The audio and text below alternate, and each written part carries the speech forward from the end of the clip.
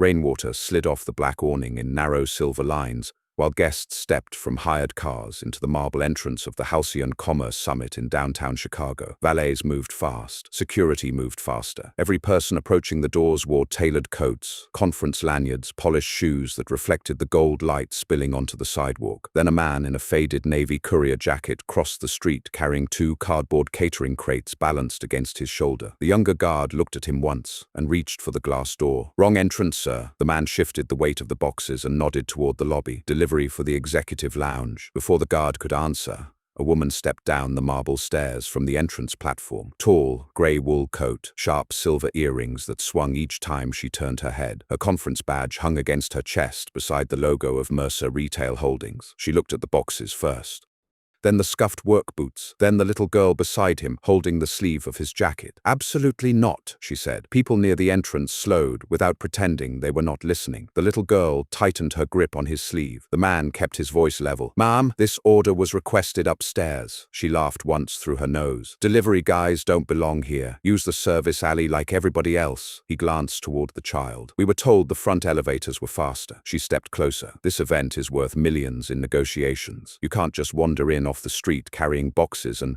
dragging a kid through the lobby." The child looked up at her and asked, "Why are you talking like my dad stole something?" Several people turned away. The woman's jaw tightened. The older security guard reached toward the crates. "Sir, I'll need you to step aside." A black Sprinter van rolled silently to the curb behind them. No delivery logos, no company branding.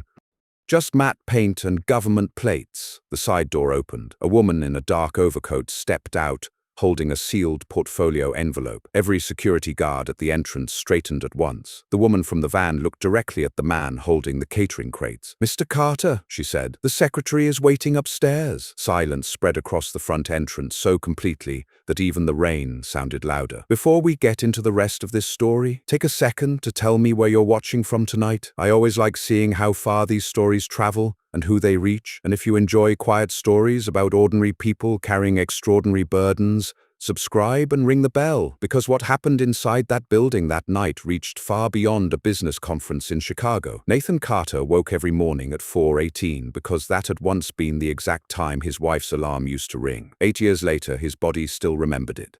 The apartment stayed quiet at that hour, except for the soft hum of the refrigerator and the rumble of the elevated train several blocks away. Nathan would sit on the edge of the bed for a few seconds before standing, not thinking, not lingering, just listening. His daughter Lily slept with one arm hanging off the mattress and one sock missing almost every night. He checked on her first, then coffee, then invoices, then routes. The warehouse outside Cicero Avenue opened before sunrise, 6 days a week. Drivers arrived carrying paper cups and winter gloves. Mechanics rolled up garage doors, while radios played low enough that conversations still mattered more than the music. Most people in Chicago knew Carter Freight Solutions only through small details they never thought about. The refrigerated trucks behind grocery stores, the overnight medical deliveries reaching clinics before storms, emergency generators arriving after summer blackouts, replacement server equipment moving across state lines before a corporation could lose millions during outages. Nathan built the company one route at a time, not from investors, not from inheritance, from driving, from sleeping in truck stops, from eating sandwiches inside loading docks, while snow drifted against trailer doors. Back when he was 26, he and his wife Serena had shared a one-bedroom apartment above a laundromat in Joliet. Serena worked nights at a rehabilitation clinic. Nathan hauled produce across Illinois in a borrowed diesel truck that leaked oil whenever temperatures dropped below freezing. They spent years speaking in schedules instead of conversations. "You sleeping before 6? Can you grab milk?" the landlord called again. But Serena had a way of making exhausted lives feel temporary. She taped postcards to the refrigerator from cities they could not afford to visit yet. Boston, Seattle, Vancouver, Santa Fe. One day, she used to say.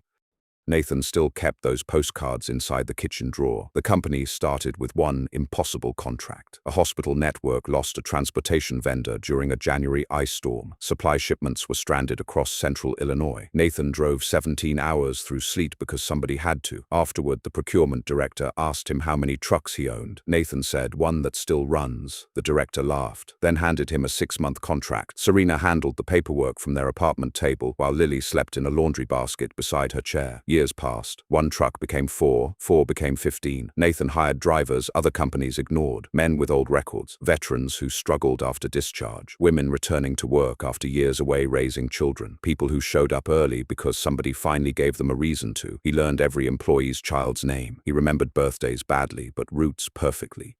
He still drove overnight deliveries himself when snowstorms shut down interstates. Then Serena collapsed while unloading groceries outside their apartment building. An aneurysm, no warning, no long hospital goodbye. One ordinary Thursday afternoon, and then silence, where a voice used to be. Lily was 6. For almost a year, Nathan moved through life by sequence alone. Wake up, pack lunches, school drop-off, warehouse, payroll, dinner, laundry, sleep. Repeat. The grief showed itself in practical places. He forgot where bowls belonged. He burned pasta because he stopped watching the stove. He sat in parked trucks long after drivers left because going upstairs meant seeing Serena's coat still hanging beside the door. Lily carried pieces of her mother without trying. The same habit of humming while concentrating. The same direct eye contact when adults avoided answers. The same tendency to collect smooth stones from sidewalks and leave them in jacket pockets. One night, while Nathan repaired a broken cabinet hinge, Lily sat cross-legged beside him, holding the flashlight. "Mom would have painted this yellow," she said. Nathan tightened the screw without looking up. "Probably." She watched him another minute. "You still talk to her when I'm asleep?" His hands stopped moving. "Sometimes." "What does she say back?" He leaned against the cabinet and looked at the floorboards. "Mostly she tells me not to forget your field trip forms." Lily nodded, as if that sounded reasonable. Children accepted impossible things more naturally than adults. As the company grew, Nathan refused interviews. Trade magazines requested profiles. Business podcasts asked him to discuss workforce logistics. A state senator once invited him to a transportation panel. Nathan declined all of it. People assumed he disliked attention. That was only partly true. The deeper reason lived inside a locked file cabinet in his office.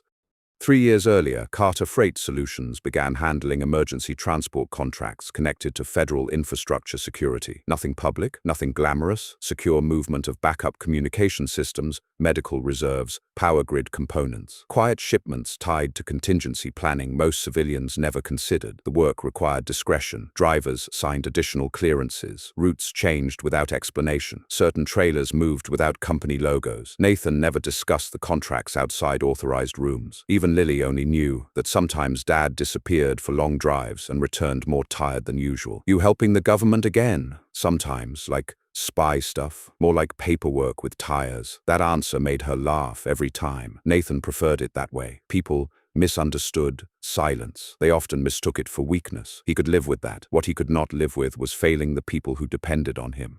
Every Friday afternoon, he drove Lily to violin lessons in Oak Park. Every Tuesday, they ate pancakes for dinner because Serena used to make them on Tuesdays when paychecks were thin. Every winter, they visited the lakefront once after the first heavy snowfall because Serena loved the way Chicago looked when sound disappeared under snow. Those rituals mattered more than speeches ever could. Lily asked difficult questions at unpredictable moments, while brushing teeth, while tying shoes, while waiting at crosswalks. Do grown-ups ever stop missing people? Nathan zipped her coat. "I think they just get better at carrying it." That answer stayed with her. Weeks later, her teacher called. Apparently, Lily had explained grief to another child during recess by placing textbooks inside a backpack and saying, "It still feels heavy. You just learn where the straps go." Nathan sat alone in his truck after that meeting for almost 10 minutes before driving away.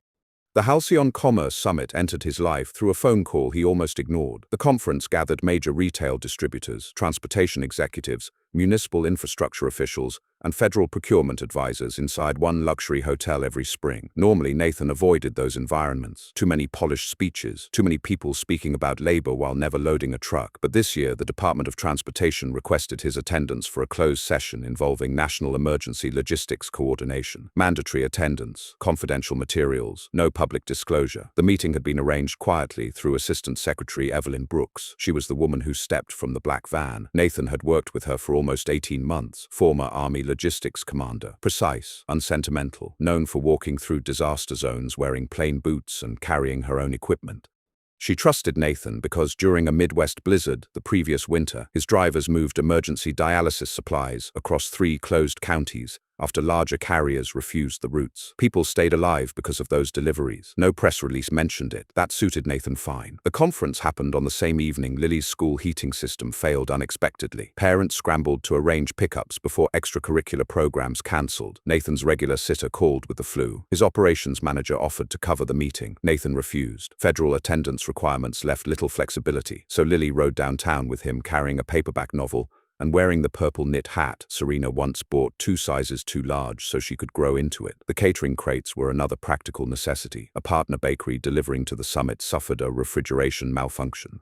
Nathan picked up replacement orders during the drive because one of his refrigerated vans already happened to be nearby. That was how life usually worked for him. Everything overlapping, everything practical. No dramatic music, no warning signs. Just one exhausted father trying to reach a meeting on time while keeping promises to too many people at once. Across the city, Victoria Hale reviewed partnership proposals inside the executive lounge of the Halcyon Hotel. She had spent 22 years building Mercer Retail Holdings into one of the fastest-growing luxury fulfillment firms in the Midwest. Efficiency ruled her life. Presentation mattered. Precision mattered. Appearances mattered because for most of her career, men in expensive suits had dismissed her before meetings even started. She learned early that disorder cost authority, so she controlled environments, controlled schedules, controlled entrances. Her staff feared disappointing her more than they feared competitors. Victoria believed standards protected success. The summit represented months of negotiations involving a national distribution expansion. Mercer needed a new logistics partner capable of handling secure, rapid deployment inventory across multiple states. Several corporations competed for the contract. One unnamed company had recently emerged as a leading recommendation through federal infrastructure advisors. The identity remained confidential until final review. Victoria hated that. She disliked uncertainty almost as much as incompetence. The hotel already frustrated her before Nathan ever arrived. Catering delays, security lapses, junior executives wandering into restricted lounges, a protest outside 2 blocks away causing traffic backups. She had spent the afternoon correcting other people's mistakes. By evening, her patience wore thin. Then she looked through the lobby windows and saw a delivery worker carrying boxes toward the front entrance, accompanied by a child. In her mind, the image represented another failure, another breach of professionalism, another person ignoring protocol. What Victoria never noticed was how carefully Nathan kept Lily behind him, near the traffic lane, or how he paused before entering to wipe rainwater from the boxes so they would not drip onto the hotel floor, or how the younger security guard actually began opening the door until Victoria intervened. People rarely see what they are not looking for. Victoria's own childhood had taught her harsh lessons about appearances. Her father repaired vending machines across Indiana and spent years arriving at wealthy office towers through loading docks, where executives barely acknowledged him. Victoria remembered waiting in trucks while security guards treated him like furniture that happened to speak. She spent decades outrunning that memory. Ironically, she became fluent in the same language used against him.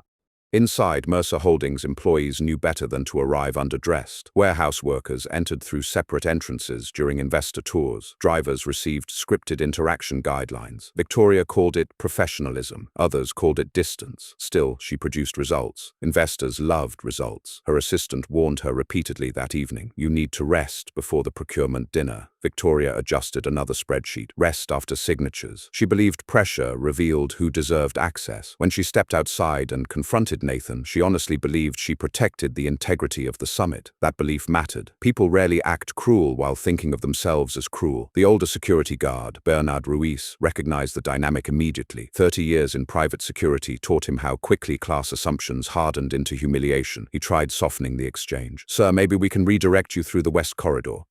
Nathan nodded once. "That would be fine." Victoria looked at Lily. "Children aren't allowed in executive areas." Lily answered before Nathan could. "I brought headphones." Victoria pressed 2 fingers against her temple. "This is exactly the kind of thing I'm talking about." Nearby guests pretended to check phones while listening closely. Nathan shifted the catering crates again. "Mom, I don't want problems." "Then don't create them." The sentence landed harder because she said it quietly. Bernard noticed Lily looking down at her shoes. He also noticed Nathan refusing to rise to the bait. Most people defended themselves when embarrassed publicly. Nathan simply waited. That unsettled Victoria more than arguments would have. A young event coordinator hurried outside, whispering toward Victoria. The federal delegation arrived early. Victoria exhaled sharply. "Wonderful." Then the black van rolled to the curb. Assistant Secretary Evelyn Brooks stepped onto the wet pavement carrying the sealed portfolio envelope containing final authorization materials for the Summit Partnership Review. Her eyes moved across the entrance once. She understood the situation immediately. Years in command positions taught her how silence around a group often indicated the real conversation. She approached Nathan first. "Mr. Carter, the secretary is waiting upstairs." Nathan lowered the catering crates carefully onto the pavement. Traffic noise faded beneath the weight of everyone suddenly rearranging their assumptions. Victoria stared at Evelyn Brooks. "You know him?" Evelyn looked at her without expression. "Ms. Hale, this is Nathan Carter, founder and chief executive of Carter Freight Solutions. The company your board has spent 6 months trying to secure." Nobody spoke. Rain ticked softly against the awning. Lily looked up at her father. "Dad, are we late?" Nathan checked his watch. "A little." Evelyn took one of the catering crates from the ground herself. "I'll help with these." That detail hit Bernard hardest. People at Evelyn Brooks's level almost never carried boxes for others. Victoria's face remained still, except for one small movement near her mouth. She replayed the last 5 minutes internally while standing perfectly upright. Nathan finally addressed her directly. "You were right about one thing." She swallowed. "What's that?" The service entrance probably would have been faster. Then he picked up the remaining crate and walked through the front doors with Lily beside him. Nobody tried stopping them. The executive lounge upstairs overlooked Michigan Avenue through 40-foot windows. Federal transportation officials sat beside procurement directors, while digital maps rotated across presentation screens. Nathan entered quietly carrying pastries. Several officials stood immediately. Others crossed the room to shake his hand. Victoria arrived moments later, feeling the room shift around realities she had not prepared for. Assistant Secretary Brooks introduced Nathan formally. "Carter Freight currently manages critical contingency infrastructure distribution across 7 states. During last winter's grid emergency, his teams maintained uninterrupted medical supply movement under conditions that shut down carriers 5 times larger." Nathan placed the catering boxes on the side table. One of the younger analysts blinked. "You picked up the replacement order yourself?" "Bakery lost refrigeration," Nathan said. The analyst laughed softly in disbelief. Victoria watched people who normally ignored operational staff speak to Nathan with unmistakable respect. Not performative respect, operational respect, the kind earned when failures have consequences. During the meeting, Nathan discussed supply chain vulnerabilities with calm precision. No buzzwords, no inflated language, just practical understanding.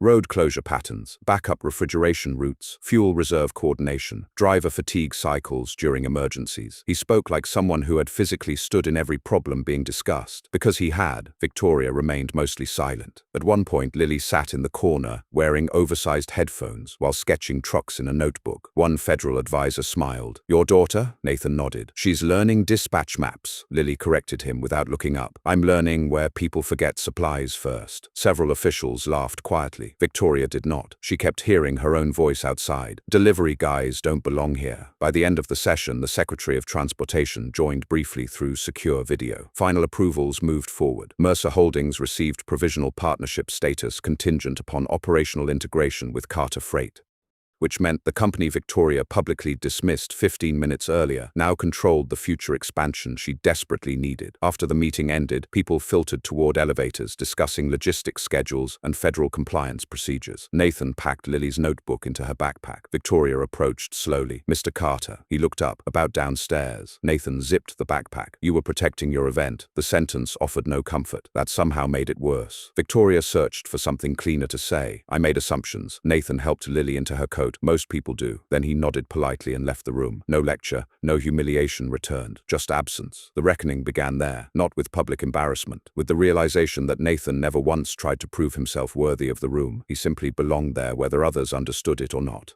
Victoria stayed inside the executive lounge long after staff cleared glasses and folded projection screens. Chicago traffic glowed below the windows in long rivers of white and red light. Bernard, the security guard, entered quietly to collect incident reports. Victoria surprised herself by asking, "Did I sound like that the whole time?" Bernard considered the question carefully. "You sounded certain." She laughed once without humor. "That bad?" Bernard adjusted the papers under his arm. "My father cleaned courthouse floors 30 years. People talked around him like he couldn't hear.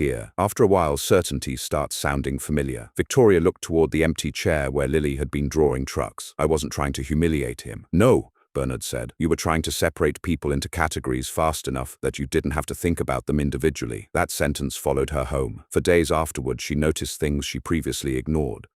drivers eating lunch alone beside loading docks, maintenance workers stepping aside automatically in hallways, executives thanking consultants while overlooking warehouse supervisors who solved actual problems. Once awareness begins, ordinary behavior changes shape. Victoria reviewed Carter Freight operational files late into the night 3 days later. The company's statistics impressed her, but the employee retention numbers disturbed her more. Almost nobody left. Formerly incarcerated hires maintained higher long-term retention than industry averages. Medical leave support exceeded competitors. Emergency family assistance funds existed quietly inside payroll structures. Nathan built the business differently than most executives she knew, not softer, stronger in places spreadsheets rarely measured. Meanwhile, Nathan returned to ordinary routines immediately. Monday morning warehouse inspections, Tuesday pancake dinner, Wednesday driver scheduling. Life moved.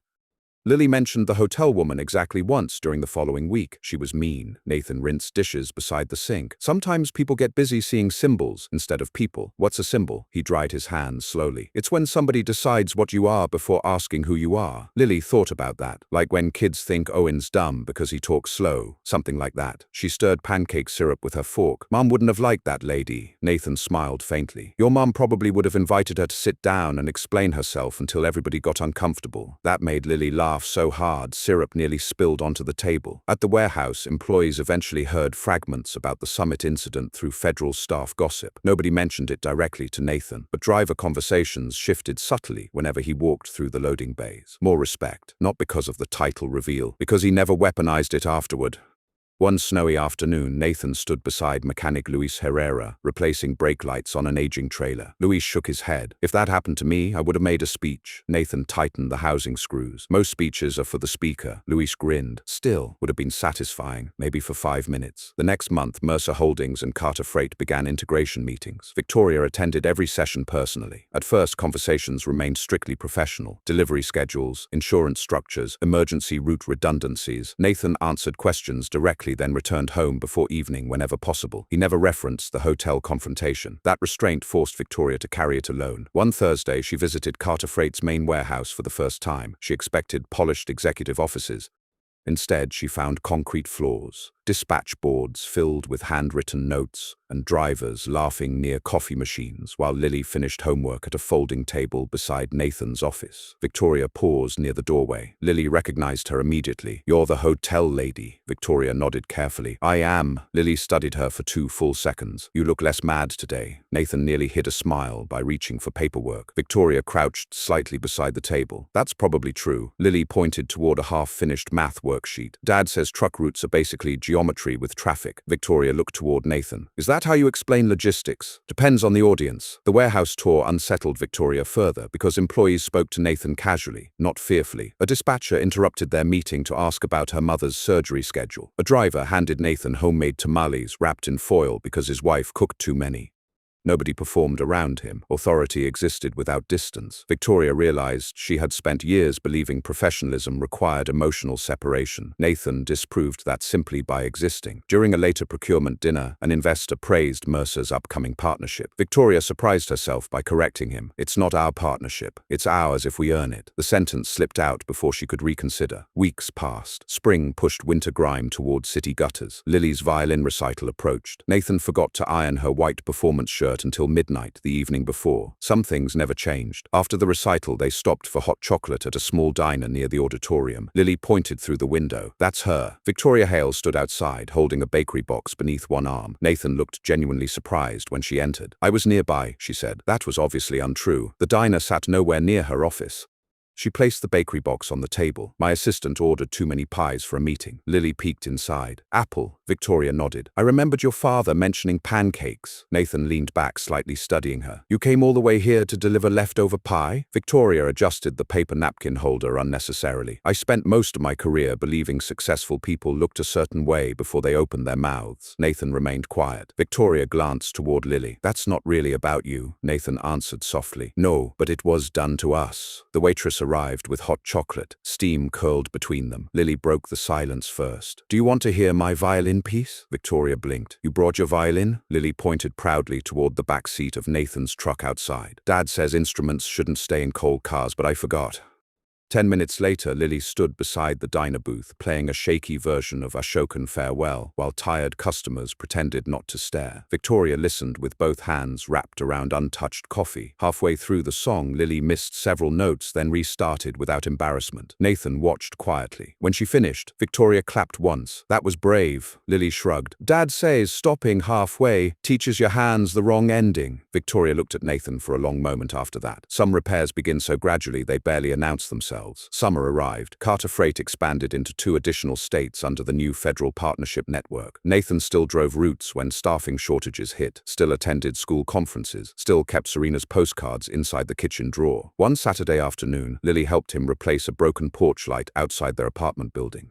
The old fixture buzzed constantly and flickered during rainstorms. Nathan balanced on the ladder, tightening the final screws, while Lily handed him tools from below. The hallway smelled faintly of laundry detergent and old wood. Mrs. Alvarez from downstairs opened her apartment door, carrying grocery bags. "About time somebody fixed that thing." Nathan switched the breaker back on. Warm light spilled across the stairwell. "Better?" Mrs. Alvarez smiled. "Feels safer already." After she disappeared downstairs, Lily tilted her head upward. "Mom liked fixing lights." "Yeah, because she said dark hallways make people imagine bad things." Nathan climbed down slowly. "Your mom said a lot of smart things." Lily touched the edge of the new light fixture. "Do you think people can get better after being mean?" Nathan packed the tools into the box. "Sometimes." "How?" He looked down the now illuminated hallway. "Usually by deciding they'd rather understand something than defend themselves."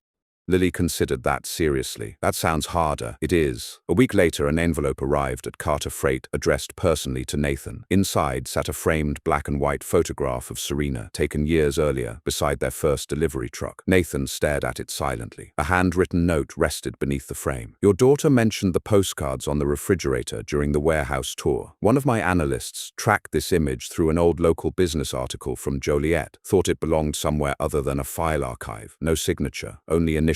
VH. Nathan placed the photograph beside the kitchen table that evening while Lily finished homework. "That's Mom," he nodded. Lily traced the edge of the frame carefully. She looked tired. She was, but happy tired. Nathan hung the photograph beside the apartment doorway the next morning before work. Not in the office, not in the warehouse, at home, exactly where Serena would have wanted it. Months later, during another infrastructure conference, a young hospitality worker accidentally spilled coffee across Nathan's jacket near the registration desk. The employee froze, waiting for anger. Nathan simply handed over the napkin stack. No damage done. Across the lobby, Victoria witnessed the exchange. Then she noticed something else. The young employee relaxed almost immediately because Nathan's tone carried no performance inside it. No need to prove superiority, just practical kindness. That understanding settled somewhere deep inside her, not as guilt anymore, as instruction. That evening, after the conference ended, Nathan walked outside with Lily beside him, carrying leftover event cookies wrapped in napkins. Chicago wind pushed cool air between buildings while traffic lights reflected across wet pavement. Lily slipped her hand into his. "Are we important people now?" Nathan looked toward the skyline. "We were important before anybody noticed." She smiled at that, then pointed toward a delivery van unloading boxes across the street. "Dad." "What?" "That driver forgot his hazard lights." Nathan laughed quietly into the wind. Some habits never leave the family. They crossed the street together while the city moved around them, ordinary and unfinished and alive,